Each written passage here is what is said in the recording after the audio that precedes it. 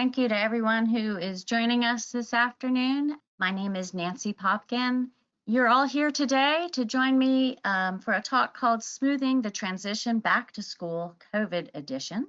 I'm sure you've got lots of questions, and hopefully I've got a little information for you today that will help with this process and help you support your child. A couple housekeeping things before we get started. You should all be muted. There is a chat feature on the side where you can ask a question, or a question feature, as well as, I guess there's questions and chat. And you can put things in there. I will tell you that I won't be able to look at that till the end, but I will check it. And hopefully there'll be a little bit of time for me to address a couple questions at the end. And there is a handout attached. You should see a button on the side that says handouts, and there is one, and that is a copy of this PowerPoint for you to download. So you have a copy, and that should include the links to resources that you'll see today to help you out. So we're going to go ahead and get started with Smoothing the Transition Back to School, COVID Edition. As I said, my name is Nancy Popkin. I'm one of the autism resource specialists with the Autism Society of North Carolina. I'm a parent of an adult with autism, but he went through the public school system here in North Carolina from preschool all the way through high school. And you'll actually see some things of his today. Actually, I think you see a picture of him today. So I have some personal experience with transitioning to school, and I'm happy to share those thoughts with you today. So a couple objectives for today. My goal today is to talk about some core characteristics of autism that may present challenges for transitioning from summer to the school year, and talk about strategies that you can be using before the school year starts. So we still have, 5 more days before school starts, and you can use some of these strategies to help with this transition. We'll also introduce some ways to help you as a parent become organized and communicate information about your child and their needs with the teachers at school. So that's what we're going to cover today. The first thing I want to start, though, with is a talk about what autism is. And I know all of you attending know what autism is on some level, but it's always important to learn more and more about explaining autism to someone else, because that's how you advocate for your child and their needs. And so I want to go over some things with you before we get into strategies. So when we think about autism spectrum disorder, we're thinking about a neurobiological disorder. That means it affects the brain and the nervous system and how it develops. And that difference in how the brain and the nervous system develops causes differences in the way information is processed. And we see this in different abilities. The difference is an ability to understand and use language to communicate, or understand and relate to people, events and objects as well. It affects their ability to understand and respond to sensory stimuli, and to learn and think in the same way as typically developing children. So that's sort of an overview. When we think about describing autism, we sort of lump different characteristics into one of these 4 categories. Communication is the first one. And when I think about communication and autism, I want you to think about communicating one's wants and needs and understanding that of others. It's not just about being able to speak. So we know that there are individuals with autism who are nonverbal, some that have some words or sounds, some that might have some, simple phrases, all the way through to individuals who are reciting entire episodes of SpongeBob. So, the ability to speak can vary a great deal, but communicating wants and needs is another aspect of communication. It involves a lot of nonverbal communication as well, whether it's looking at somebody in eye contact or using facial expressions and body language, understanding the facial expressions, body language, tone of voice of other people. Those are all elements of communication. And with autism, we see a lot of variation and often deficits in those areas across the spectrum. And because of those differences in communication, we do see differences in social interactions as well. If you're not using a lot of those nonverbal communication tools, it may make it difficult to interact socially with somebody else, or do it effectively, even if you are able to talk. So we see a lot of variation with autism as it revolves around social interactions. I will say, when I teach about autism in more depth, I also talk about social desire, social needs, and that is very variable with autism as well. We used to think that people with autism didn't have social needs, but we know that's just not true. Sometimes they really do crave social interactions, but they may crave it in an unusual way and also have limits in the amount of social interactions they might seek out. So for a lot of our kids, a typical school year, where they are in school with lots of children around them, creates a lot of social demand that can be exhausting when they don't have as much sort of, I would consider, social fuel to navigate those interactions all day. So we see a lot of variation with social interactions when we think about autism. We also see differences in their behaviors and sensory responses. We do know we use behaviors actually to diagnose autism. We do lots of observations. You fill out lots of screenings to um, talk about how a person with autism sort of operates in their environment, whether it's at home or at school. Um, I like to think of behavior as the output of how the brain processes information. So sensory information comes into the brain, gets processed by the brain in some way. And sometimes our folks with autism process it in a different way so that the way they respond to that input is something that we're not expecting or we might think is inappropriate. And that's the behavior that we see. So we see that a lot, and that's where we might have meltdowns or self-stimulatory behaviors, and this is the body responding to the inputs that they're getting through their senses. But those are different when we think about people with autism. And then finally, we think about thinking and learning differently than other people with autism, people or without autism. People with autism tend to be very literal, concrete thinkers, having a hard time with um, what we would think of abstract thoughts. They may have a hard time problem solving because they're not seeing the connection or relationship between one um, uh, portion of a task and another, often focusing on small pieces and not the full picture in a situation, not especially good with cause and effect. So we see a lot of these differences in how they think and learn. And all of these things together contribute to where somebody may be on the spectrum. We know there's a lot of variation with how significantly or mildly, for lack of a better word, someone might be affected by any one of these areas. And so everyone with autism looks a little bit different, but everybody has differences in all four of these areas.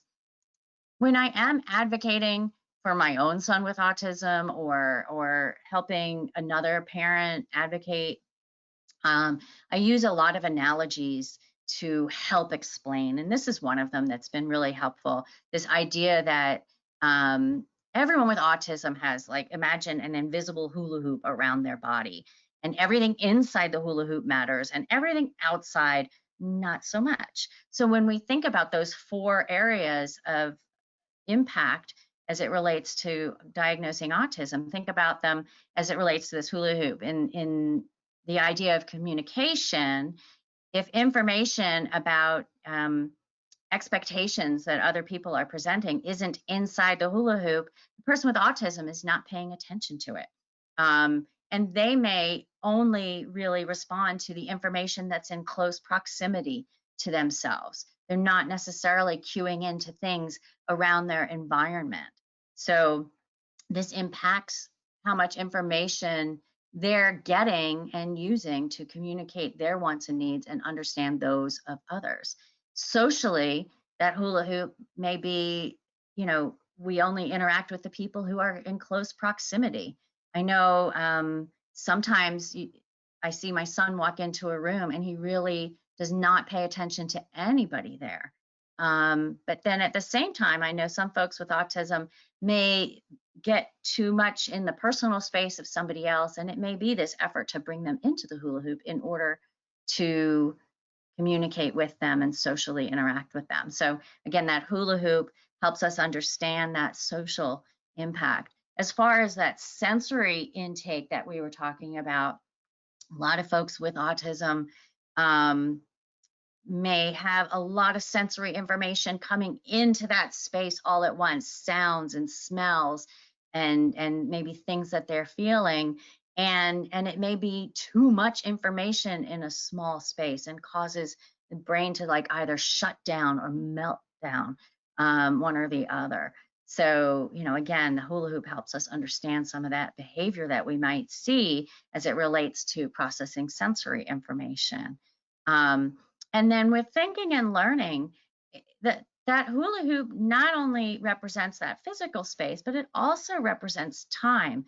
People with autism, being very literal, they're very much in the present, thinking about what's going on right now. And they're not necessarily thinking about what happened in the past outside of the hula hoop. And trying to, remember that, oh, well, last time I did that, I got in trouble, so I shouldn't do that again. And they're not necessarily doing that kind of problem solving to think about, wow, in the future, this is going to happen, so I should plan ahead now to prepare myself for that. And so they're very much, again, thinking in the present, and the hula hoop represents that moment in time. And we see a lot of impulsivity as a result of that. So a lot of those things that I just described with problem solving and organizational skills and those sorts of things fall under this umbrella called executive functioning, that we see being a challenge for a lot of folks with autism. Another analogy that I like to keep in mind as I'm trying to come up with strategies to help somebody with autism is this idea of the train brain. So a neurotypical brain, somebody who is developing more typically, their brain is more like a car. And cars have the flexibility to travel in different roads at different speeds, to stop pretty quickly. If you're on the highway and you realize you need to go to the bathroom, you can pull off at the next exit and go. You have some flexibility. You look at an app and it says there's traffic, you can take a different way. But people with autism, their brains are like trains and they're stuck on tracks. And so that means that, if the plan has to change, we can't just switch over and go a different way. We're stuck on these tracks until we get to the station that allows the tracks, that has a new track that comes off. And so this is this idea that we have a hard time transitioning from one track to another is because the brain literally has to get to the stopping point. And that stopping point may not be at this moment, it may be miles down the line. And so keeping that in mind as we support someone with autism with transitions is very, very important. It also is important to keep in mind the train analogy when we are trying to stop someone with autism from doing something. When we yell stop or slam on the brakes in a car, the car may travel, some distance, but it will stop fairly quickly compared to a train. If you slam on the brakes on a train, it will still travel for miles. And that's true for somebody with autism. You say calm down, they're not going to be able to do it on a dime. They're going to need time to sort of get to the point where they can. So we want to think about that hula hoop and think about the train brain as we are problem solving to support an individual with autism, our child, for instance, with a transition. So when these core characteristics, there are lots of them, but there are certain ones in particular that really are contributing to this difficulty with transitioning to something as big a change as going from summer to the school year. And this would include anxiety, The anxiety really comes from not being able to anticipate what's next. Again, if we're in that hula hoop, we're not able to anticipate what's coming up, what we need to prepare for, or remembering how we did it last time. And so that causes anxiety. Those executive functioning challenges that we talked about with organizational skills, problem solving, um, cause and effect, all of those things are part of that.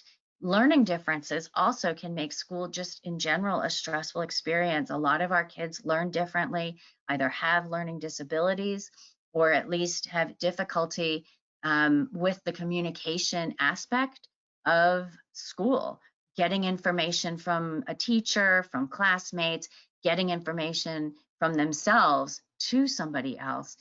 All those differences can make school more challenging. And then finally, differences in motivation.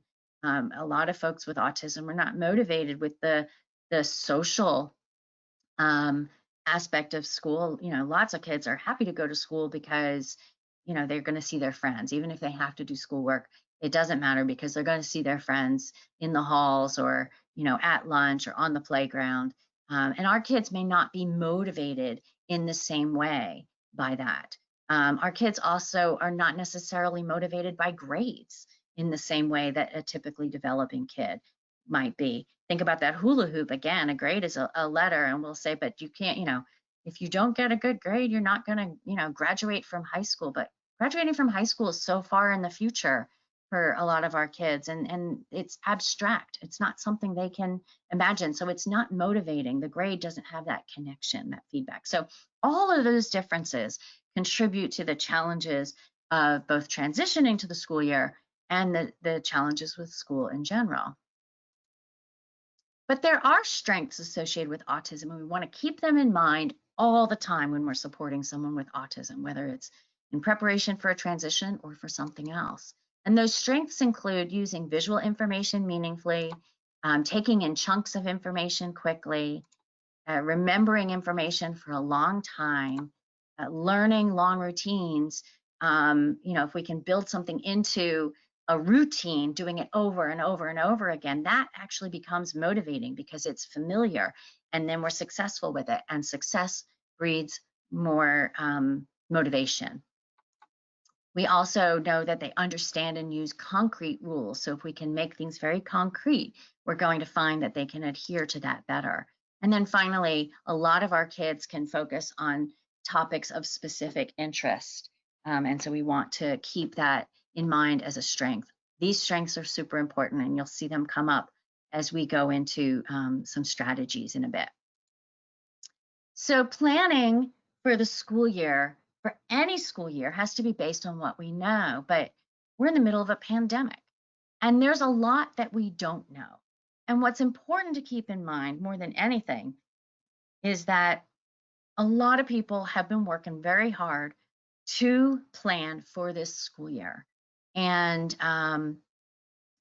you're going to work hard supporting your child all school year. I think what's important to always know is that we can plan our hearts out for anything.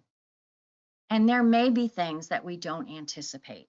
And so you're going to do the very best you can, but just know that you may not be able to anticipate everything.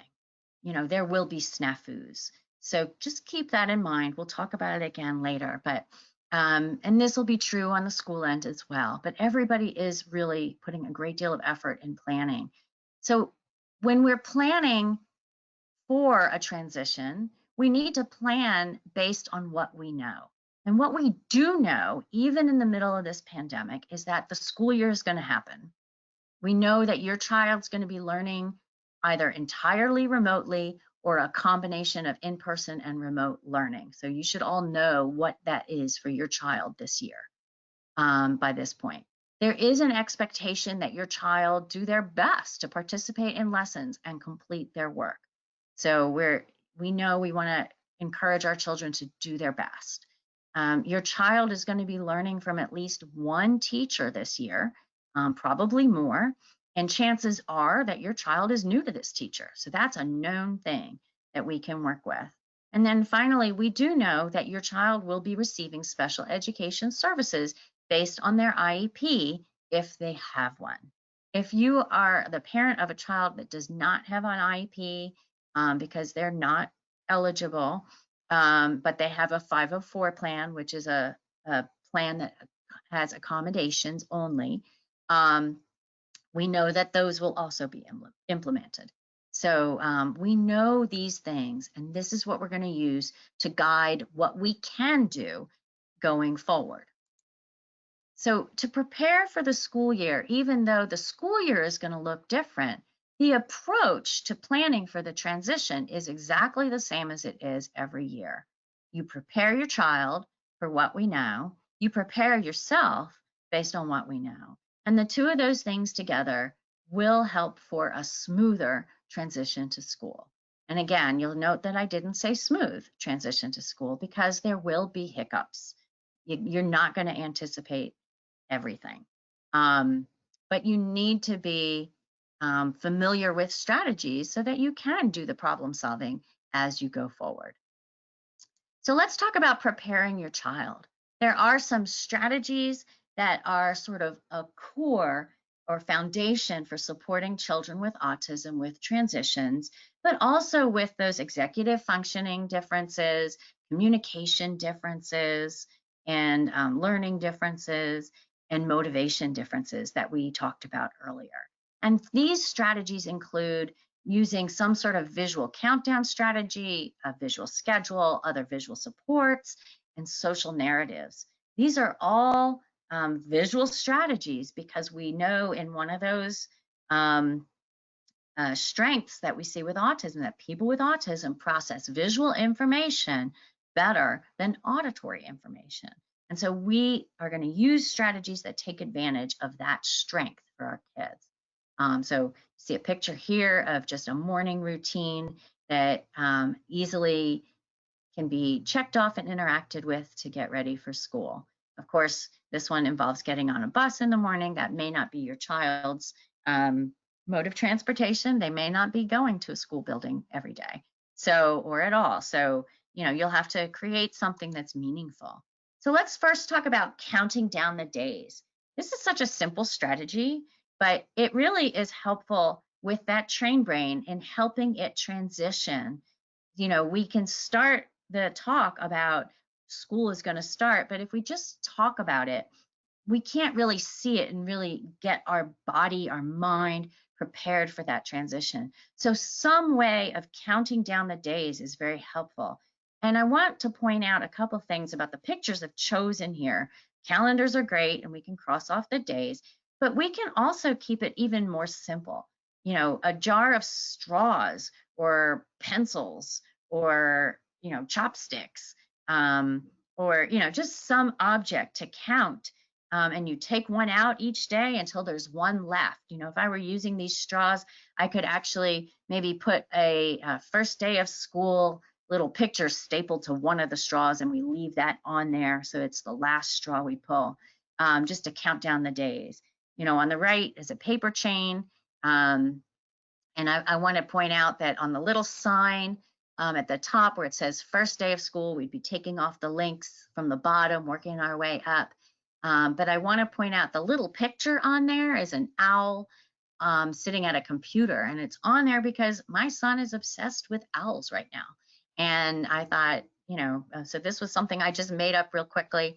And so I stuck an owl on there. And I did that because he's more likely to look at it and pay attention to it if it has something that he cares about on it. And so for him, that owl, I actually showed it to him. And he was like, that's so cute. And that, he said, would be totally motivating for him if he were school age at this point. I also want to point out, I'm trying to show you some examples through all of this that are not fancy Pinterest type things. These are down and dirty, simple, easy to do.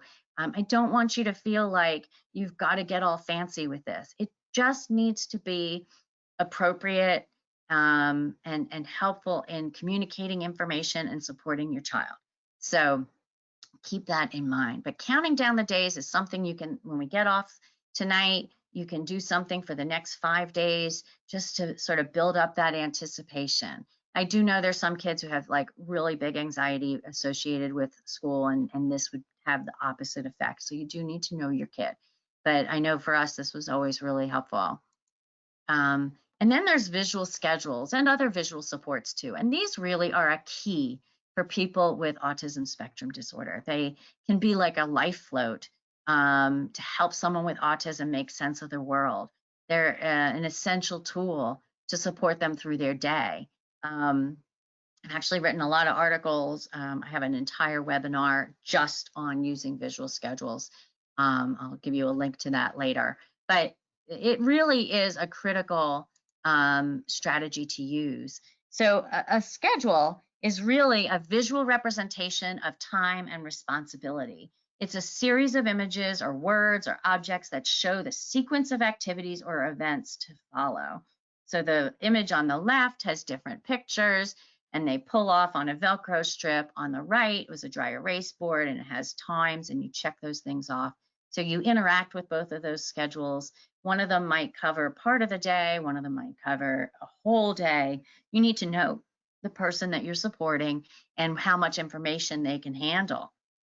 But having a visual schedule will help with the transition. It'll help if you start using one now. So think about what format would be best for your kid if you're not using one already. But they do come in all shapes and sizes, so lots of examples to show you here. The bottom left one actually uses objects as the schedule. So they actually have an actual object that they can match up with another object in space.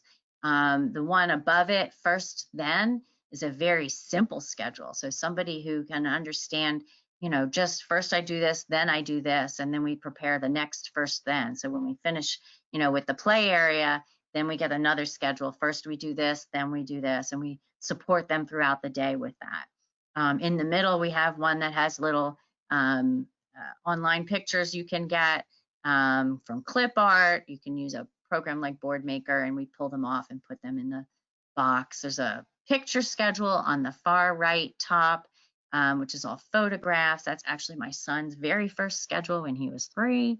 And another one that somebody just uses a spiral notebook, and they write the schedule on it each day and flip the page and write the next day's schedule. You notice that one doesn't have times. And that's, if we have some flexibility. Not all of our kids understand time, so you need to have that communication level appropriate. Again, I teach a whole webinar on this, but this is just to give you some ideas. When you are making schedules, some really handy supplies are dry erase boards or sticky notes. I'm a huge sticky note fan because you can just write stuff on and tear them off and watch the time go by. I also like note cards and paper clips just on a board. I'll show you that in a minute.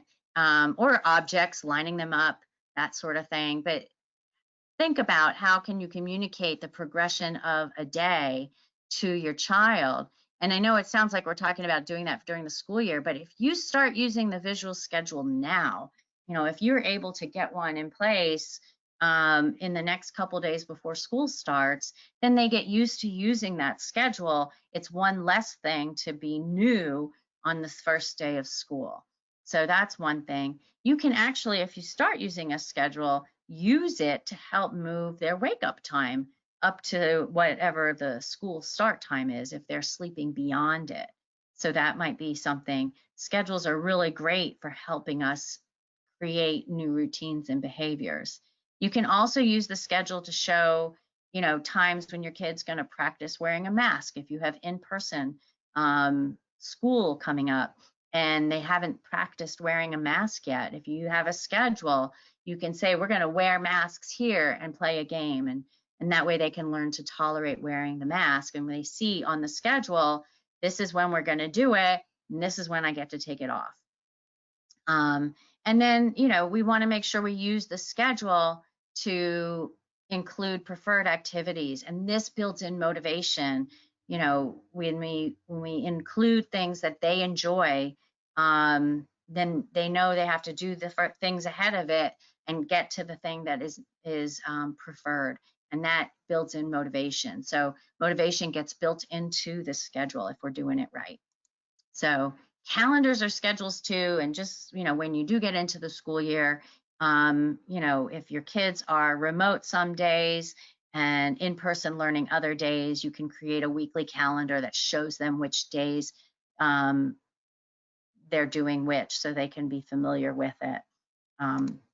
But there are other kinds of visual supports that are helpful to our kids just in general, but things like checklists and choice boards, providing visual directions or visual cues, and giving them tokens or timers to help them keep track of how many times they have to do something or how long they have to do something. Timer really goes well with a schedule. There's different kinds of timers. You see that visual timer on your screen. You can get a visual timer app on your phone even, if that kind of countdown timer is helpful for working. Others pictures there are checklists that we had lots of checklists with our kids growing up, and these are just two examples of checklists that are visual and interactable. I like it when you can interact with the thing. When they can, because it builds in some accountability. So there's a lot to learn about using visual supports, and if you're not familiar with them, visit the Autism Society North Carolina webinar library. We have pre-recorded webinars, so this is a live webinar, but we have pre-recorded ones as well. And you can go to the webinar library to find other webinars on different topics. But specific to visual schedules and other visual strategies, look for the visual schedules, the strategy that keeps on giving. We have one called Structuring Your Day for Success, and another one called Developing Calming, Movement, and Coping Routines, all of which will give you lots of examples and more information about using visual strategies to support your child. Another thing that you can be doing in advance to help with the transition is to start preparing a learning area now. A learning area should have a visual structure that defines what is expected, where am I going to do it, and how do I know when it's done. So if you look at that desk set up there, the work is on the left. There's actually red tape on the desk saying I put the work here to work on it, and the box on the right is where I stick it when I'm done. And so when the desk is empty on the left, I'm all done with my work. And so that structure in and of itself, that's called a work system, is very helpful for people with autism because it builds in all that information. We know what's expected of us. We know where we have to do it. We know when we're done. The example on the bottom is a similar kind of thing, but might be something that is for a learner using maybe folders. Maybe I have worksheets. I stick one worksheet in one folder, one in another, one in another. I label them folder 1, folder 2, folder 3. And when they're done, you can see it says I get a choice. I get to pick what I get to do when I'm done. And there's your motivation. But preparing a learning area now with your child's involvement can also be part of that motivation, anticipation, helping with that transition to school. If we just sort of set up that desk and say, all right, school starts today, here's where you're going to be working, and this is their first introduction to it, that in and of itself is going to be part of having to transition to school. But if we can set that up in the next couple days and then get ready to, we already have it in their minds, their trained brain is assimilating that space so that they know what is going to be expected of them when they actually have to sit down and learn. And I have just a couple pictures here to share with you. On the left, the little boy has a schedule. It has a daily schedule, and then underneath each day, it shows what lessons he has to learn. And that's a setup where maybe a parent is helping. Then on the right is for an older, more independent child, and you can see that we've kept a lot of things in mind to make this sort of a motivating space to learn. You can see that while there's stuff all around, the desk itself is not that cluttered. On the left is a schedule that has expectations. There are fidgets on the desk because we know that this person needs to fidget if they're going to sit in front of a computer. This is actually my son's desk. You can see, there's a lava lamp on there. He loves his lava lamp. It's very soothing and relaxing for him. There's a pencil holder that has Pokemon on it. He loves Pokemon, and that makes him want, just having them on the desk makes him happy to be there. And just a funny thing, you can see the Staples That Was Easy button. He loves to press that button when he finishes his work. So that's motivating too. We've built in a lot of things that he enjoys into his learning space, but created up a left-right progression for him so that he can work and be productive. So we want to make sure that we set up a space that's going to provide consistency and familiarity, because that's going to help them focus. It's going to add to their organization, and that as a result will increase their productivity. Also want to think about their sensory needs, like I mentioned earlier, and incorporate those interests, like I said. So there's that Pokemon pencil holder, close up of it. But I found this other pencil holder on the right is actually made out of a tissue box that has Spider-Man on it. Again, nothing fancy. On the left are fidgets that you might think about for your kid just to have on the desk. This tennis ball that's been 2 tennis balls strung through a bungee cord to put on the bottom of a chair so they have some bouncy things for their feet. Just something, if you know that your kid needs a fidget or needs some sort of sensory input while they're learning, have that available. Think about how you can do that, but incorporate that into the learning area. Some people don't have a dedicated learning space for their kid, and so you can create one by maybe just taking a piece of poster board and putting the information, again, what's expected, where do I do it, how do I know when I'm done, what do I get to do when I'm done. Really simple, so that like if you have your breakfast table is where you're going to be doing school, you have breakfast, but then you go get your learning zone mat and put it on the table, and now we know it's school time. When school's over, that mat goes away. You can see on the left, I have note cards with paper clips.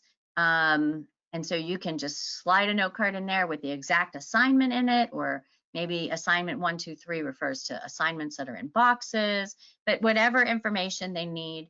I think there's a computer ticket at the bottom. So if I get all my assignments down, I get to use my computer ticket. And you'll notice I put cat pictures on there. Again, this was one of these, I made it really quick just to show you how easy this is to do. I threw some cat pictures on it because my son also loves cats, and just having them there was it's very motivating for him to sit down to a space that has pictures of cats. You could trade those pictures out every week. If you wanted, let them pick out the pictures that go in that area. Give them some participation in setting up this area so it includes things that they like. That's something you can be doing in the next couple days that's going to help foster a smoother transition.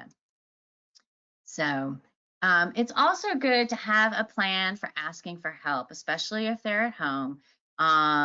Giving them a visual cue or something to take to somebody instead of having them just yell, especially if you're trying to work while they're trying to learn, if your child is home with you for remote learning, or if they're someplace else for remote learning, whether it's a child care place or different counties are doing different things, but having a way to ask for help is very beneficial for a lot of our kids.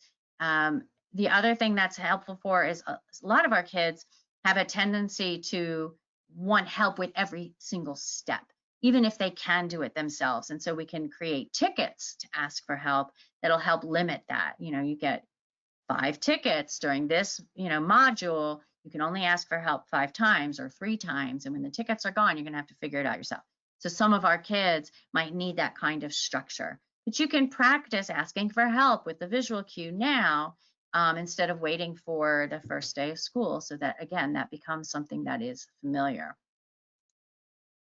Social narratives is the last visual strategy that I want to just touch on, but they provide information in a first-person story format to prepare someone for a new experience. They would include pictures if that person needs pictures in addition to written words. Some of our kids do better with the pictures. but they are there to add clarity. They can communicate expectations in a positive manner. And this is a strategy that really can help lower anxiety, help them know what to expect. Um, and so I'll share with you some examples. This is actually a social story that I wrote for my son when he was in kindergarten to help with his transition to kindergarten. So this is just a couple of pages from it, but I want you to note that one, the paper it's written on is yellow. He was obsessed with yellow until the age of 8. Everything had to be yellow, but making things yellow meant that he was motivated to look at it. So I wrote it on yellow. Again, nothing really fancy here. I took some pictures of what his learning space would look like. Actually, we visited the school, so I took a picture of him there. So there he is when he was 4. And it says, when I get to class, I hang up my things, then I check my schedule. I have my own desk at school for doing work. My schedule is near my desk, and I have to travel to get my work. Again, it's written in that first person, telling him what to expect, what's expected of him. At my school, there is a cafeteria where all the children eat lunch. And again, I realize this is not a COVID appropriate example, but he was only in kindergarten once. There is a kitchen there. I can bring my own lunch to the cafeteria to eat it. So he wasn't going to eat the food in the cafeteria. He was just going to bring his lunch, but he would be there. He was kind of obsessed with cooking shows at the time. So it was fun to know that there was a kitchen there. Again, trying to build up that anticipation. What can he expect going to school? But the Autism Society has actually created some social narratives that you can download. There's a link at the bottom of this page. And this is what they look like. We have different topics available. You can use these as is or as a model for what your child would benefit from. So the language in this may not be appropriate for your kid, or the topic or picture may not be exactly what your kid would expect, but this is a model that you can use. So this is the schoolwork at home, but we also have parents check my work, wearing a mask. People around me are wearing masks, social distancing. So check those out under our social narratives tab on our website. But this one here, it just says, you know, schoolwork at home to help everyone, to keep everyone healthy. We are not going to school right now. When even though we are not going to school building, I get to do schoolwork on the computer. Every day, I will log into the computer and do the work my teacher has assigned. Some days, I may watch my teacher on the computer, and my teacher will show me how to do my work. My teacher will give me work to do that I need to complete, just like at school. I will do my work on the computer. I may have reading or math work to do each day. If I need a break when I am doing my schoolwork, I can ask my parents. I will finish the work my teacher gives me each day. If I need help, I can ask my parents. Just like my teacher would at school, they can help me with my work. Now, I will tell you, this particular social story or social narrative was written back in the spring when we had all of a sudden remote learning. This may need to be modified to be appropriate for what to expect, but it's a great tool to help your child prepare for the school year. And if you don't know exactly what things are going to look like, you can put that in a social story too. You know, I will be learning at home. This is my desk area or my work area. You know, I am going to be expected to complete my schoolwork. And when I do, my mom and dad will be proud. You know, that kind of thing. This is another one for wearing a mask. I'm not going to read that now, but you can find those again online on our social narratives page. So again, those were all things you can do to prepare your child now for the transition to come, but we also need to prepare ourselves as parents. So you do this because a calm parent does create a calm child. When we can be calm, our kids will pick up on that and they'll be calmer as well. Even if inside you're maybe not feeling calm, if we can have an outward appearance of calmness, then that's going to help your kid. So you want to plan for two things, really. You're going to plan to introduce your child to their new teachers, and you want to plan for supporting their specific learning needs as outlined in the IEP from at the start of school. And you know, again, this preparation, the work that you're doing, it's like the duck that's working so hard underwater, but when we see the duck, we only see what's above the water, gliding across, looking cool and collected.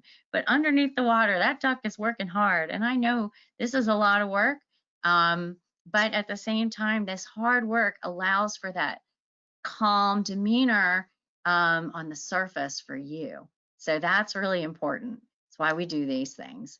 So the first of those two things is to create a profile of your child. This is something I started doing when my son was in second grade. I did it all through his school experience, and this is something you can be doing now too. It can be a letter, it can be a bulleted list, but it should include your child's likes and dislikes, things that might be triggers for them, strategies that you know work well to avoid the triggers, and some advice on how to respond if things go wrong. And this kind of information, if you can put it together and get it to your child's teachers by, you know, Friday, that would be beneficial. Um, so that would be something to pull together. The Autism Society of North Carolina actually created a template to help you do this if you want, although you're welcome to just do it on your own in a format that you're comfortable with. But this is actually based on a version that I used. I have a long form letter and then I have a bulleted list.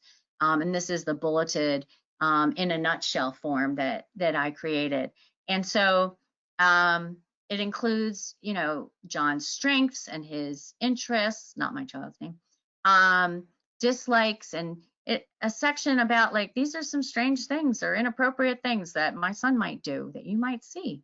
And these are things that are hard for my son, that are difficult, and then what to do, some advice and strategies. So in this form here, it's a little bit hard to read, but again, you're getting the handout, so you'll be able to see it. And you can go online and download this form and read the whole thing full size. But you know, among the things and what to do, it says, you know, he might need a straw or gum while he's listening, not as a reward, might benefit from a 5-minute break several times during a class period.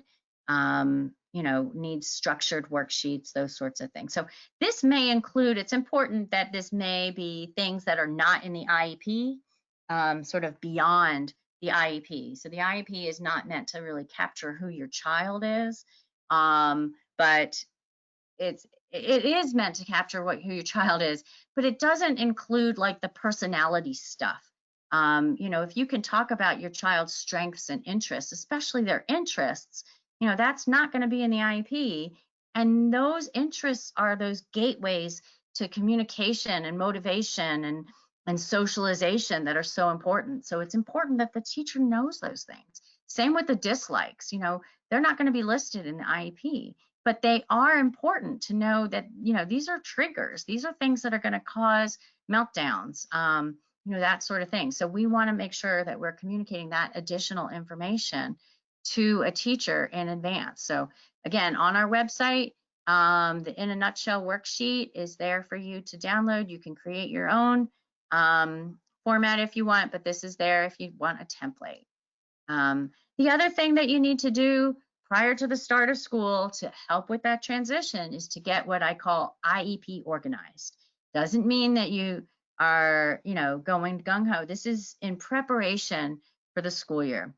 But doing it now will have a big payoff because every EC teacher is reaching out. If you haven't been contacted already, you will be contacted soon by your EC teacher this week to check in with you and talk about your child's IEP, how things are going to be implemented. It's not an IEP meeting when they reach out, but if one is needed, you know, they will be letting you know. So how do you get organized for all that? Well, the first thing is find your child's IEP. If you're not keeping them in a binder someplace or someplace that you can put your hands on it easily, get a copy of it. You can email the EC teacher now and ask for a digital copy. But get that copy, review it, looking at the goals, the accommodations, and what's called specially designed instruction time. So that's sort of near the end. It'll say, you know, they get help with math for 30 minutes, 3 times a week or something like that. So you should know, like, what is the goal for math? What accommodations do they have in their IEP? Know what those things are. And then based on that, what questions do you have as it relates to the coming school year? And share these when you talk to the EC teacher. Now, that was a lot. So I just want to let you know that we have some resources and a slide or two coming up to help support you with all this. But as you're thinking about questions, I want you to consider, these sort of basic questions. How do we navigate challenges at home with parents' working schedules and availability? So you want to think about that. If you know that there's going to be some issues coming up, you want to make sure the school knows, and you want to ask how they can support you with that. You want to know what the in-person learning is going to look like. Are they going to be wearing masks at school, or how are they going to be reinforcing social distancing?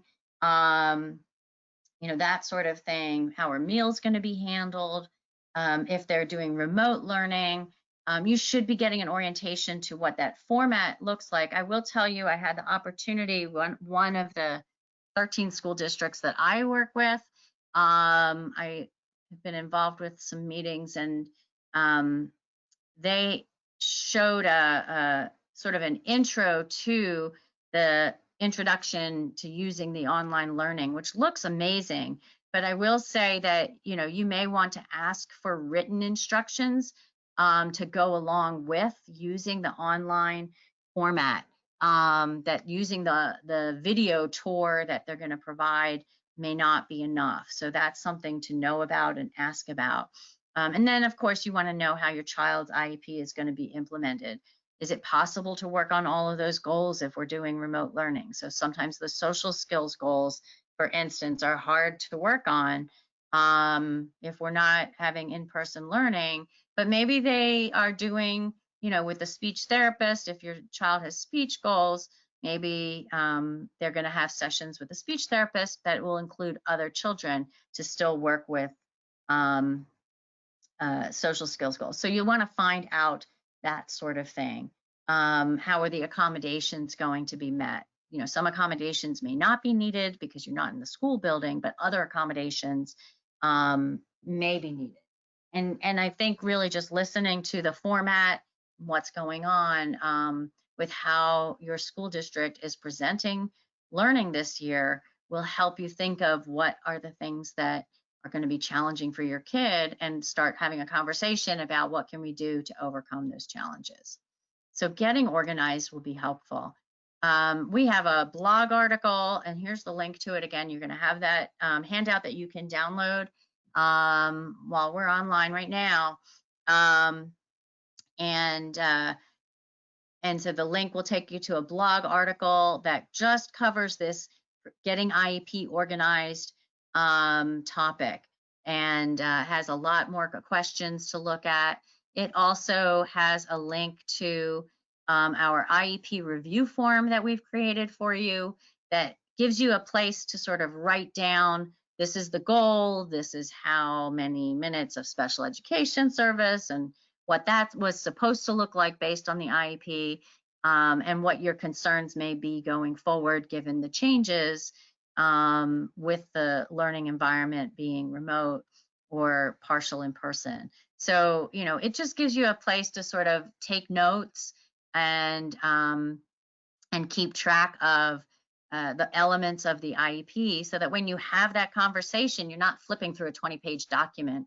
You can look at this single page and have that ready. So this is something, again, that you can do to prepare. It's your little feet, duck feet underwater, so that you look like a calm glider on the pond. So that's something else. And then some tips for communicating with teachers. When you are communicating, keep it positive, friendly, realistic, and honest. If you're comfortable using humor, use it. But you're not going to be having those in-person conversations necessarily. So we are communicating a lot by email. And so we've got to make sure that our attitude and friendliness and all of those things come across in our writing. it's nice if you can show that you're a team player by sharing maybe some things that you've been doing at home. We've been using a schedule for the past week. I wrote a social story to help my child for this year. This is a way that we make checklists for our son, and so this is, again, to use as examples to show that I do stuff too. I'm not expecting you, the teacher, to do every single thing. I do some things as well to support my child. And then of course, we want to be patient.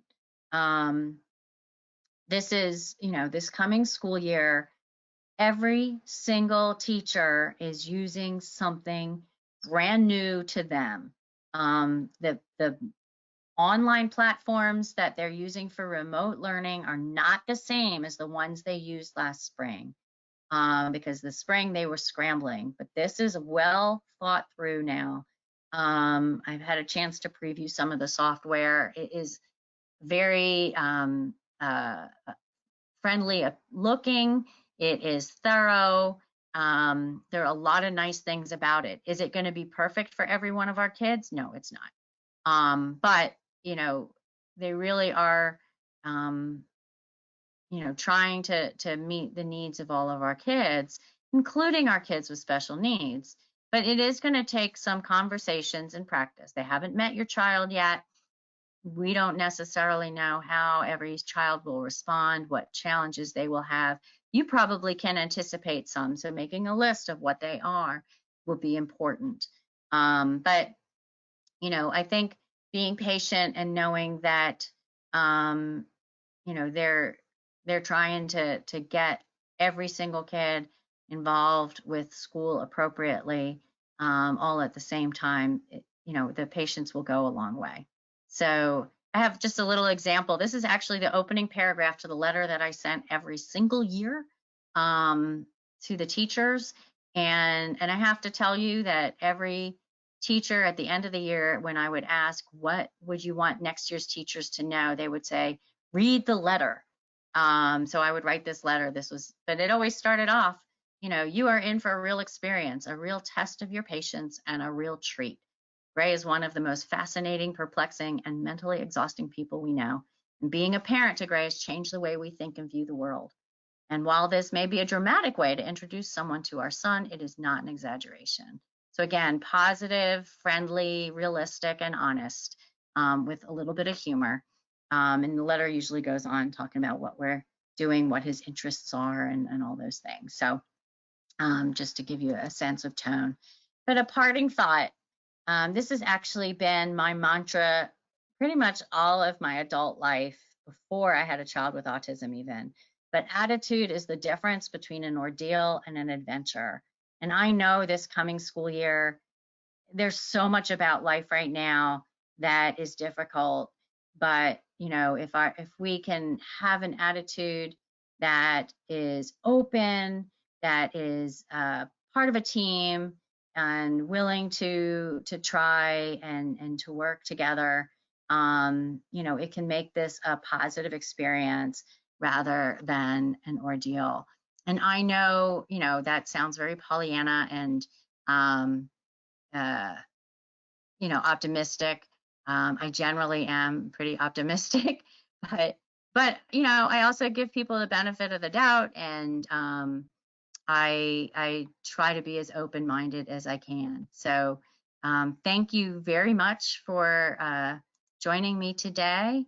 I want to remind you that the autism resource specialists are all parents of children with autism, scattered in regional offices across the state. You can go to our website and find the autism resource specialist for your area. If you have questions, you need to just process something with one of us.